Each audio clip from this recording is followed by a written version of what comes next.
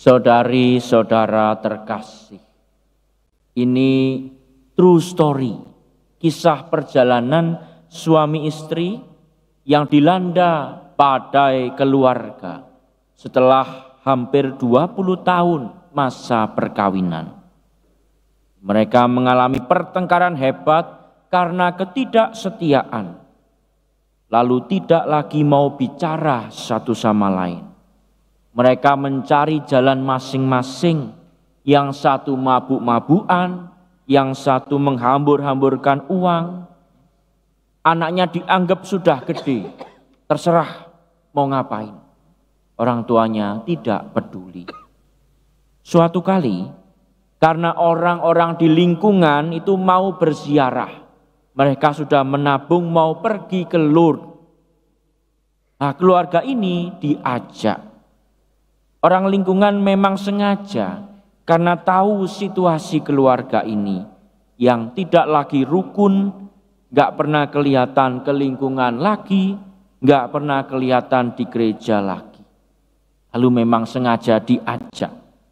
Setelah si suami dan istri didorong sedemikian rupa, mereka akhirnya terpaksa berangkat ikut rombongan ziarah ini. Singkat cerita, di depan Maria Lourdes, mereka berdoa dan mereka menangis sejadi-jadinya. Ada getaran dalam hati mereka akan kasih Tuhan melalui pelukan Bunda Maria yang hangat. Mereka sudah tidak lagi pernah berdoa bersama. Ketika berdoa bersama itu, tergetarlah hati mereka. Sejak saat itu, kehidupan keluarga mereka berubah. Mereka mau saling mengampuni, memberikan kehangatan kasih satu sama lain, dan tekun berdoa dan melayani di gereja.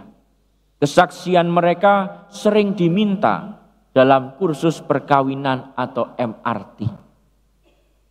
Saudari-saudara terkasih, situasi keluarga tadi barangkali seperti perjamuan yang kehabisan anggur. Kehilangan hal yang penting, kehilangan kehangatan keluarga, dan kehilangan dasar untuk bersatu kembali.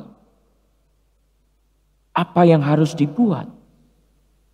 Hidup keluarga mesti diisi kembali dengan anggur baru, agar ada pengampunan, ada kesatuan, dan kehangatan kasih dalam keluarga. Dalam kehidupan pribadi juga bisa.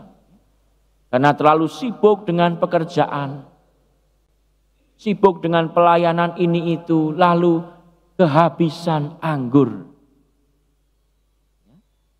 Nah, ini yang terjadi. Bagaimana lalu caranya agar kita diisi kembali dengan anggur sukacita itu? Nah, mari kita simak lebih dalam kisah perjamuan di Kana itu.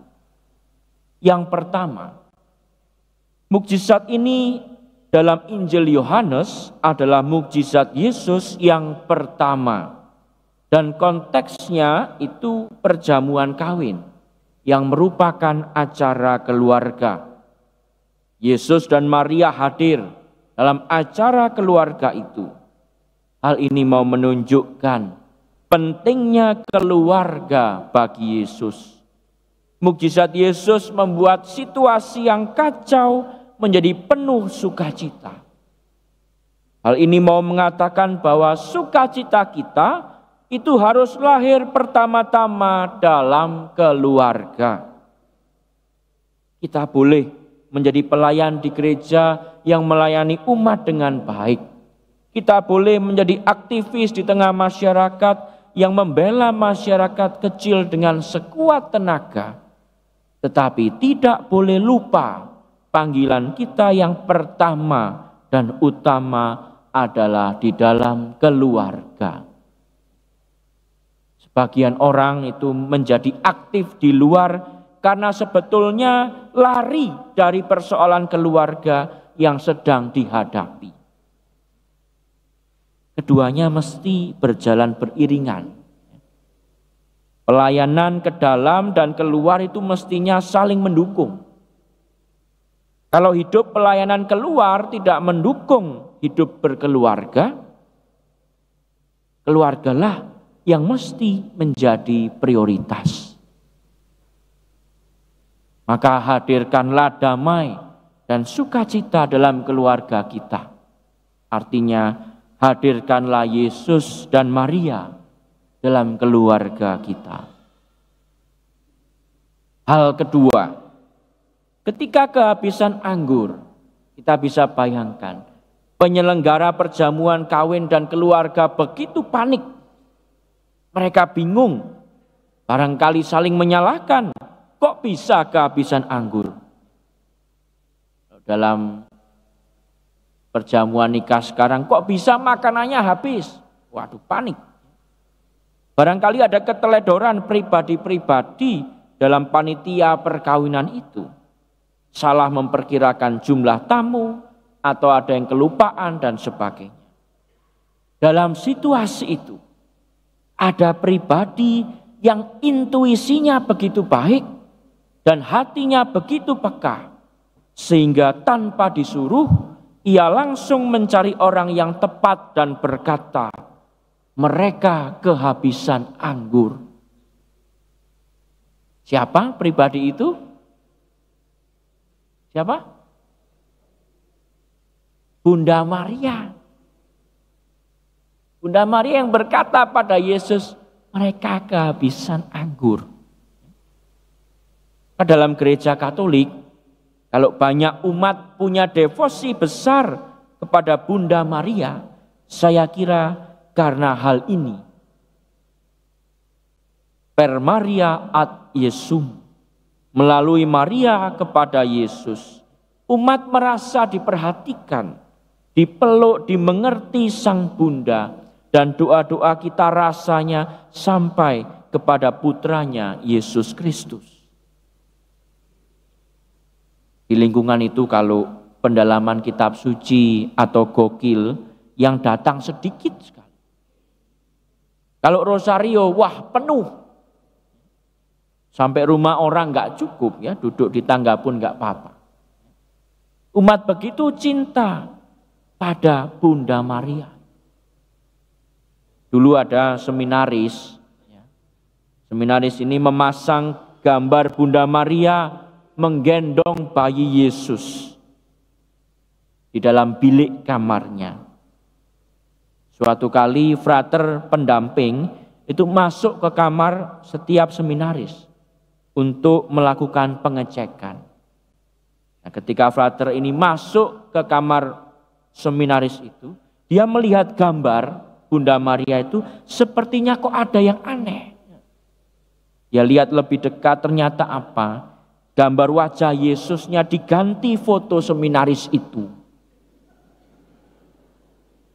Jadi wajahnya Yesus digunting, diganti fotonya dia. Tega sekali. Mau banget rasanya digendong Bunda Maria. Tapi itulah wujud kecintaan kita pada Sang Bunda.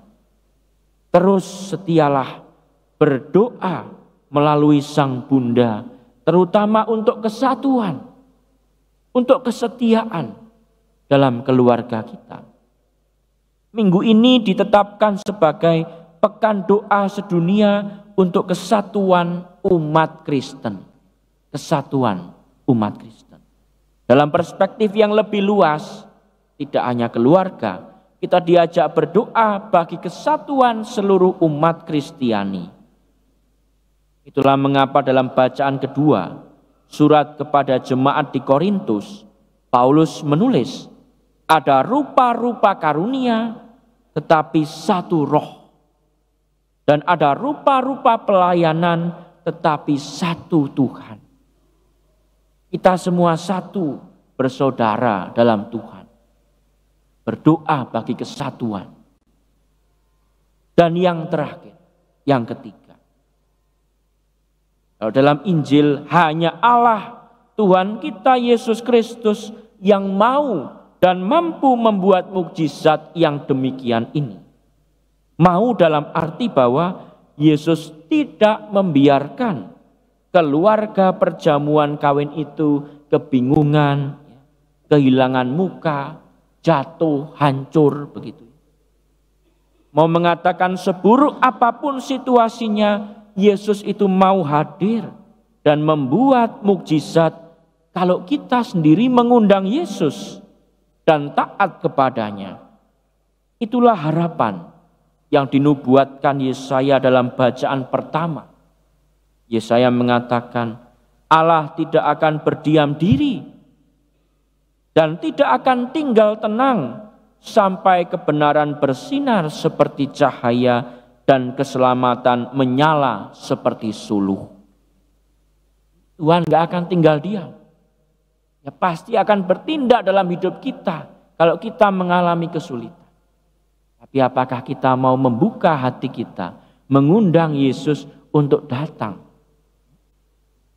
Dikatakan tidak disebut yang ditinggalkan suami atau yang sunyi, tetapi yang bersuami dan yang berkenan. Allah senantiasa menemani. Dia tidak pernah meninggalkan kita sehancur apapun hidup kita. Dan dikatakan mampu dalam arti perubahan air menjadi anggur itu sangatlah mungkin. Perubahan dosa menjadi rahmat itu nyata. Perubahan kebencian dan dendam menjadi pengampunan itu mungkin. Asal kita taat. Ketika Yesus memerintahkan, isilah tempayan-tempayan itu dengan air. Dengarkan, lakukan. Dan terjadilah mukjizat itu. Ada 6 tempayan yang diisi dan 1 tempayan itu 120 liter. Maka ada lebih dari 700 liter air menjadi anggur. Itu kalau dibagi, semua umat yang hadir dalam gereja bisa dapat 1 botol bawa pulang. Sebanyak itu. Mau mengatakan apa? Rahmat Tuhan begitu berlimpah. Jika kita mau mengundang Tuhan untuk hadir dan mau taat kepadanya, tidak akan pernah ada habisnya. Khususnya di saat-saat kita kering hidup kita, di saat-saat banyak tantangan, kesulitan hidup kita, di saat sulit sekali untuk mengampuni, di saat kita sulit menghadapi kehidupan ini. Dalam situasi itu, akan selalu ada mukjizat jika kita membiarkan hidup kita diisi oleh anggur sukacita, diisi oleh Yesus. Amin.